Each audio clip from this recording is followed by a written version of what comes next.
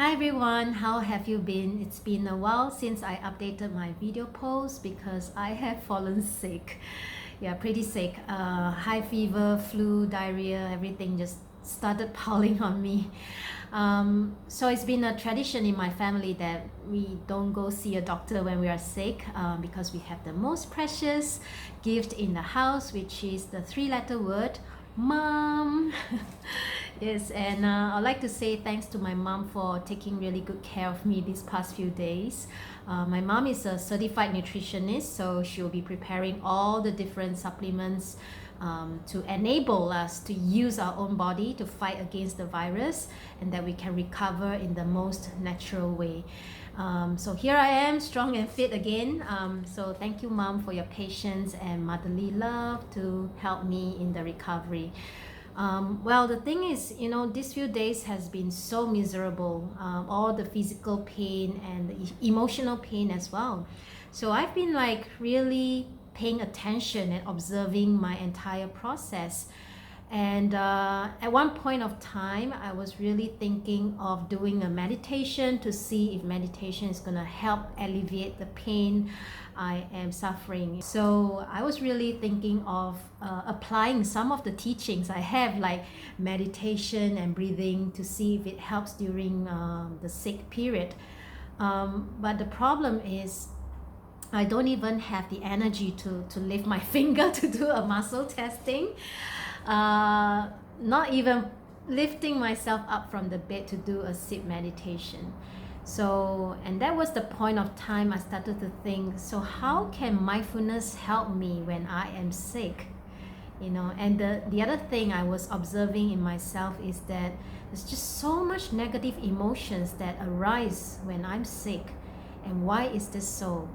And as I was laying in pain and misery on my bed, I started contemplating on these two questions. And I remembered that, mindfulness is all about paying attention. And I start to pay attention to how I was feeling throughout the whole process. And I started to notice how I begin with a lot of self-blame. I was very irritated for the fact that I have fallen ill because falling sick means that I cannot work, I can't respond to my clients on time, I can't prepare the reports that I was supposed to send out, the proposals that my clients are waiting. I can't update my workshops and do the promotions. There was so much negative thoughts and guilt and frustrations within me when I fall sick. So that was the first thought that I observed.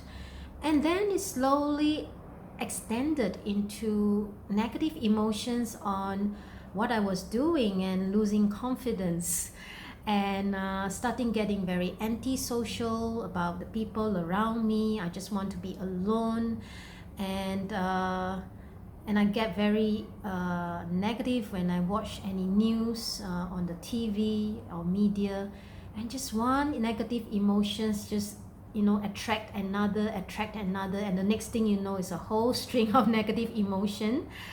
And that is definitely not something that you want when you're already in so much physical pain. So I try to apply mindfulness in this process by simply being a non-judgmental observer. So I decided, okay, you know what, Sylvia, since you can't do anything right now with little energy, why don't you just simply observe the thoughts and see how it goes? So as I lay down on my sick bed, I just keep observing all these thoughts like watching a movie. And the amazing thing is that whenever I am aware of that certain feeling, the emotion or thoughts, it just disperses and dissolves. And another thought arises, I pay attention to it, it just disperses and dissolves. And every time this happens, it's like all the bubbles starts to disappear, and at the end of the day, I just feel so much calmness and at peace with myself. I no longer resist my sleepiness. I was able to tell myself that you need a rest, just sleep. Your body needs to sleep so that it has the energy to heal. And there was no more frustration about why do I have to fall ill, and the struggle of not being able to work, the stress that I'm inflicting on myself. So everything becomes peaceful and calm. And that's how I started to drift off in my sleep and let my body heal itself. So now that I'm fully recovered, I am very curious about how come there's so much negativity being generated when we are sick. So I started Googling for some answers and flipped, some books that I have to see if there's any information about this correlation between sickness and negative emotions. And it was this video which I'm sharing below in this post from TEDx, that I start to realize that, hey, actually, falling sick is not a punishment or anything undesirable. The pain and the misery we are feeling is just part of how our body is functioning. So apparently when we are being attacked by virus or bacteria, there are some chemicals that will be generated or produced in our body. And the first thing is our immune system, right? It's going to gear up. And the first thing they produce is this chemical called cytokines. And they start to, come in and try to organize all the virus and bacteria, and trying to bust all the cells that has been penetrated by all these viruses and bacteria. And as the viruses further penetrates into our bloodstreams and organs, this is getting serious. So what it's trying to do is that the immune system will actually come together and start to communicate with our brain to gear up for this big battle that it's going to bring on. So what happens is that all these cytokines starts to travel to different parts of our brain area, and goes to our brain stem, our hypothalamus. And the hypothalamus is the one that controls our hunger, our thirst, our sleepiness, yes, and also our temperature. So apparently, our temperature will surge to a higher degree. Actually, it's not because it is hurting or defensing. Actually, it is trying to fight the bacteria and virus. So with a higher temperature, our body is trying to use this heat to destroy all the bacteria. Yeah. And also the next thing is that when you're sick, you just keep feeling so sleepy. You want to sleep all the time. And that's because the body is trying to shut down so that you can generate enough energy for it to heal. And the other thing that we often feel is a loss of appetite, right? You can't eat when you are sick. And that's also an amazing thing that I found out. It's because, when we stop eating, our liver will stop producing iron. And without iron, all these bacteria which is always feeding on iron, will starve to death. So that's what our body is trying to function by itself to help us heal and recover.